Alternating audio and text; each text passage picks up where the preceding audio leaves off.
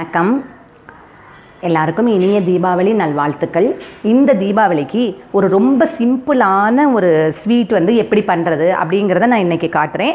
அது ஒன்றும் இல்லை, குலோப் ஜாமுன் தான். இது செய்கிறது ரொம்ப ஈஸி, பட் எல்லாருக்குமே ரொம்ப பிடித்தமானது. குழந்தைகள்லேருந்து பெரியவர்கள் வரை எல்லாமே குலோப் ஜாமுனை விரும்பி சாப்பிடுவாங்க. இது ரொம்ப செய்கிறது ஈஸி. நான் எல்லாருக்கும் செய்கிறதுக்கு ஈஸியாக இருக்கணும்னு தான் இப்போ குலோப் ஜாமுனை செலக்ட் பண்ணி இன்றைக்கி பண்ணி காட்டுறேன். இது ரெடிமேட் மிக்ஸ் கடையிலே கிடைக்கும், வாங்கிக்கலாம். நான் எம்டிஆரில் வாங்கியிருக்கேன். இது நியர்லி அபவுட் 175 கிராம்ஸ் இந்த பவுடர் இதில் இருக்குது. இப்போ நம்ம இந்த குலோப் ஜாமுன் கண்டென்ட்டை நாம் இந்த மாவை இப்போ ட்ரான்ஸ்ஃபர் பண்ணிவிட்டு இப்போ மாவை நம்ம பிசைய போகிறோம்.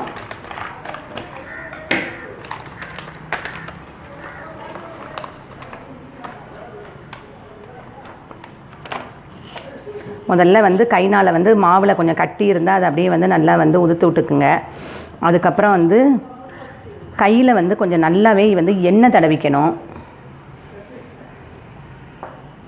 எண்ணெய் தடவிக்கிட்டு நம்ம பிசைஞ்சால் தான் கொஞ்சம் நல்லா வரும். தண்ணியை கொஞ்சம் கொஞ்சமாக சேர்த்துக்குங்க.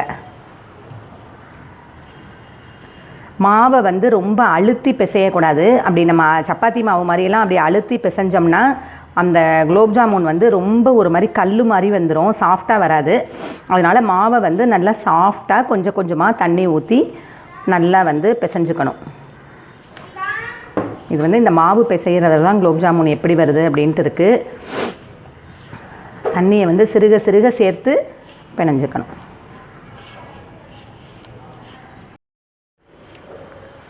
இப்போ கொஞ்சம் கொஞ்சமாக தண்ணி சேர்த்து மாவு பிசைஞ்சாச்சு. நல்ல மாவு நல்லா சாஃப்டாகவே இருக்குது. இது மாதிரி பிசைஞ்சாச்சு. இப்போ இந்த பிசைஞ்ச மாவு ஒரு 5 மினிட்ஸ் ஊறட்டும், அப்படியே வச்சுருவோம்.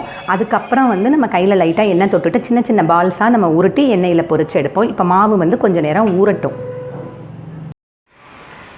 இப்போ பாருங்கள், நான் இந்த சைஸுக்கு சின்ன சின்ன பால்ஸாக இப்போ இந்த மாவை எடுத்து உருட்டுறேன். இது சின்ன கோலி குண்டு அளவுக்கு உருட்டிக்கலாம். ரொம்ப பெருசாக உருட்டினா அதுக்கப்புறம் பொரிக்கும் போதும் பெருசாகும். இது சர்க்கரை பாகில் ஊறும்போது இன்னும் பெருசாகும். அதனால் சின்ன சின்ன சைஸாக உருட்டிட்டு அழகாக இருக்கும். இந்த பாருங்கள், சின்ன சின்ன பால்ஸாக இந்த மாதிரி கோலி குண்டு அளவுக்கு அந்த மாதிரி உருட்டும் போது லைட்டாக கையில் எண்ணெயை தொட்டுக்குங்க. கிராக் எதுவும் வராமல் இருக்கணும். அப்போ தான் நமக்கு பொரிக்கும் போது அந்த கிராக் எல்லாம் பெருசாக வராமல் இருக்கும். இல்லைன்னா உடஞ்சி போயிடும். அதனால் நல்லா கிராக் வராமல் நல்லா வலுவலுன்னு அப்படியே நல்லா உருட்டிக்கிங்க. இந்த மாதிரி எல்லா டஃபையும் அப்படியே நம்ம உருண்டையாக செஞ்சுக்கணும். மீன் டைம் நான் சுகர் சிரப்புக்கு இப்போ இந்த ஆலாக்கில் 4 ஆலாக்கு சுகர் எடுத்திருக்கேன். அதாவது அந்த பாக்கெட்டில் 800 கிராம் சுகர் போட்டிருக்கு. அந்த அளவே எடுத்தால் நமக்கு நல்லா தித்திப்பாக இருக்கும். அதனால் அதை குறைக்காமல் அதில் 4 இது ஒரு 200 4 உலக்கு எடுத்திருக்கேன். ஈக்குவல் வால்யூம் ஆஃப் தண்ணி ஊற்றிருக்கேன். இதில் 4 டம்ளர் தண்ணி ஊற்றிருக்கேன். இப்போ அது கரையட்டும்னு சுகரை வாட்டரில் சோக் பண்ணியிருக்கேன். இப்போ இதை உருட்டினோடனே இதை பொரிக்கிற மீன் டைம் சுகர் சிரப்பை நம்ம அடுப்பில் வச்சு காய்ச்சிடலாம். அப்புறம் இந்த சிரப்பில் நம்ம கலர் பவுடர் எதுவும் ஆர்டிஃபிஷியலாக சேர்க்க வேண்டாம். சாஃப்ரான் இருந்தால் போடலாம், குங்குமப்பூ இருந்தால் டெக்கரேஷனுக்கு போடலாம். நான் இப்போ ஏலக்காயை மட்டும் தட்டி போட்டிருக்கேன். வேறு எதுவும் செயற்கையான நிறம் கலர்லாம் சேர்க்கலை. இப்போ இது மாதிரி எல்லா மாவையும் உருட்டிக்கணும். இப்போ எல்லா மாவையும் சின்ன சின்ன பால்ஸாக இப்போ உருட்டியாச்சு. இந்த பால்ஸில் நல்லா கிராக் எல்லாமே இருந்தால் பொரிக்கும் போது நல்லா வரும். இது உங்கள் விருப்பமான ஷேப்புக்கு உருட்டிக்கலாம். ஓவல் ஷேப்பாக வேணும்னா நீங்கள் ஓவலாக உருட்டிக்கலாம். நான் இப்போ ரவுண்ட் பால்ஸாக உருட்டியிருக்கேன். இப்போ நம்ம எண்ணெய் காஞ்ச உடனே இதை மிதமான சூட்டில் வச்சு இப்போ பொரிப்போம். மிதமான சூடு இருக்கணும். ஃப்ளேம் நல்லா சிம்மில் வச்சுக்கோங்க. எண்ணெய் காயோட்டு ஸ்லோவான ஸ்பீடில் நல்லா பொன்னிறமாகும் வரை ஜாமுன்ஸை பொரித்து எடுக்கணும். இப்போ இந்த 800 கிராம் சுகரை 800 கிராம் தண்ணி ஊற்றி இப்போ சுகர் சிரப்பு பண்ணிகிட்ருக்கோம். இதில் நான் எந்த கலருமே நீங்கள் ஆட் பண்ண வேண்டாம். நேச்சுரலாக ஏலக்காய் பவுடர் மட்டும் போட்டால் போதும். சாஃப்ரான் மட்டும் இருந்தால் போடுங்க அப்புறமா டெக்கரேட் பண்ணும்போது. இப்போ இது நல்லா கொதிக்கணும். இது கம்பி பாகு அந்த மாதிரி பதமெல்லாம் வர வேண்டாம். நல்லா ஒரு 5 மினிட்ஸ் நல்லா பாயில் ஆகி நல்லா கொதிச்சிச்சுன்னா போதும். இப்போ சுகர் சிரப்பு ரெடி ஆகிட்டுருக்கு. இப்போ சுகர் சிரப்பு நல்லா 5 மினிட்ஸ் பாயில் ஆகி நல்லா ரெடி ஆகிடுச்சு. ஆஃப் பண்ணிடலாம். அது அப்படியே இருக்கட்டும். இப்போ இந்த பக்கம் எண்ணெய் காஞ்ச மாதிரி இருக்குது. இப்போ குலோப் ஜாமுன்ஸை பொரிக்கலாம். கொஞ்சம் கொஞ்சமாக போட்டு இப்போ நம்ம பொரித்து எடுக்கலாம். இதுக்கு வந்து ரீஃபைண்ட் ஆயில் தான் வந்து பொரிக்கிறதுக்கு வந்து வைக்கணும். கடலெண்ணெய், பாம் ஆயில் அந்த மாதிரி இதிலெல்லாம் பொரிக்கக்கூடாது, நல்லா இருக்காது. அதனால் ரீஃபைண்ட் ஆயிலே வைங்க. அடுப்பை வந்து நல்லா சிம்மில் வச்சுக்கோங்க. எண்ணெய் வந்து ரொம்ப காஞ்சி போச்சு அப்படின்னா இது வந்து கருப்பாக வந்துடும், உள்ளே வந்து வேகாமல் இருக்கும். அந்த மாதிரி வந்து இருக்கக்கூடாது. அதனால் வந்து நல்லா சிம்மில் வச்சுக்கோங்க.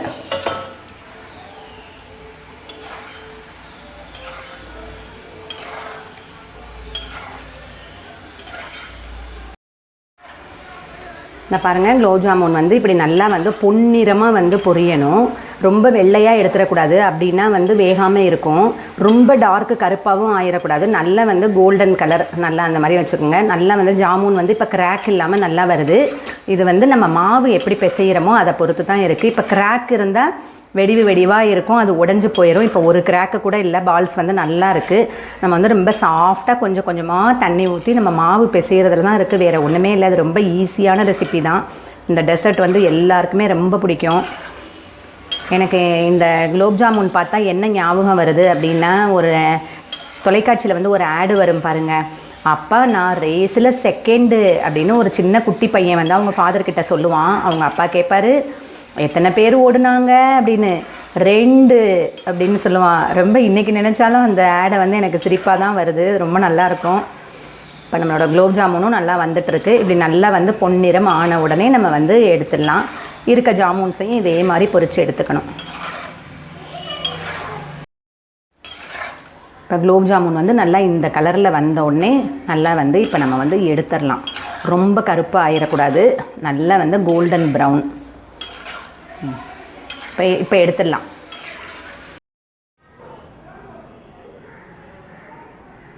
இப்போ இந்த காய்ச்சின சுகர் சிரப்பில் அது சூடாக இருந்தாலும் ஓகே, ஒன்றும் பிரச்சனை இல்லை. இந்த மாதிரி பொரித்த ஜாமுன்களை வந்து இப்போ நம்ம வந்து ஊற போட போகிறோம்.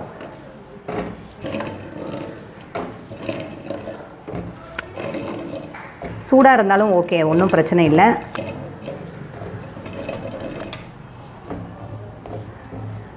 இந்த மாதிரி இப்போ வந்து நல்லா ஊற போட்டாச்சு. இதை வந்து ஒரு வெள்ளை துணியில் வந்து நல்லா வேடு மாதிரி கட்டி வச்சிடலாம், அல்லது ஒரு நல்லா வந்து இது வச்சு க்ளோஸ் பண்ணி வச்சிடலாம்.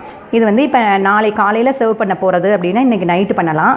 இன்றைக்கி ஈவினிங் சர்வ் பண்ண போகிறோம் அப்படின்னா இன்றைக்கி மார்னிங்கில் பண்ணலாம். பண்ணிவிட்டு நம்ம வந்து ஈவினிங்கில் திறந்து பார்க்கலாம். நல்லா ஊறி இருக்கும். இப்போ க்ளோஸ் பண்ணி வச்சாச்சு. இப்போ நம்மளோட தீபாவளி ஸ்வீட்டு குலோப் ஜாமுன் ரெடி ஆயிடுச்சு. இப்போ ஒரு 5 to 6 hours வந்து இது நல்லா சுகர் சிரப்பில் சோக் ஆயிடுச்சு. இப்போ ஜாமுன்ஸ் எல்லாம் ஊறி நல்லா இருக்குது. இப்போ ரெடி டு சர்வ். இந்த பாருங்கள், பால்ஸ் எல்லாம் எந்த கிராக்கும் இல்லாமல் நல்லா வந்திருக்கு. இந்த தீபாவளியை நீங்களும் உங்கள் குடும்பத்தோட ரொம்ப சந்தோஷமாக கொண்டாடுங்க. Happy Deepavali to all. இந்த தீபாவளியில் அறியாமை என்னும் இருள் விலகி அறிவு என்னும் ஒளி எல்லோரும் இல்லத்திலும் புகட்டும். எல்லாரும் நல்லா சந்தோஷமாக என்ஜாய் பண்ணுங்கள். இந்த வீடியோ பிடிச்சிருந்ததுன்னா ஒரு லைக் போடுங்க, ஷேர் பண்ணுங்கள், கமெண்ட் பண்ணுங்கள். மறக்காமல் என்னோட சேனலை சப்ஸ்கிரைப் பண்ணுங்கள். தேங்க்யூ.